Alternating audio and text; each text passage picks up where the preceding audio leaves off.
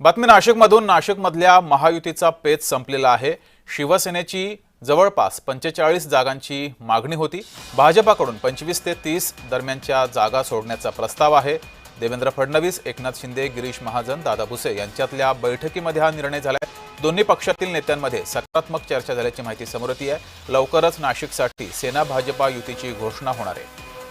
अधिक माहिती घेऊया. आपले प्रतिनिधी किरण गोटूर आपल्यासोबत जोडलेले आहेत. किरण,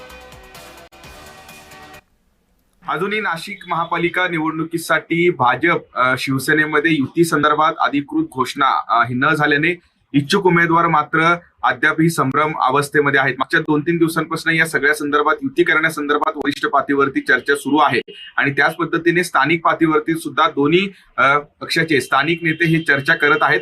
पण अद्यापही या युती संदर्भात हे मार्ग निघालेले नाहीये. खरं तर मागच्या 2-3 दिवसांआधीच मंत्री गिरीश महाजन आणि मंत्री दादा भुसे यांच्यामध्ये सुद्धा चर्चा झालेली आहे, अशा पद्धतीचं प्राथमिक माहिती मिळते. पण अद्यापही या सगळ्या युती संदर्भात अधिकृत घोषणा हे झालेलं हे नाहीये. भाजपकडनं जे जागा आहेत ते देण्यासंदर्भात शिवसेनेची चर्चा सुरू आहे. पण शिवसेनेने 40 ते 45 जागा मागितलेल्या आहेत. पण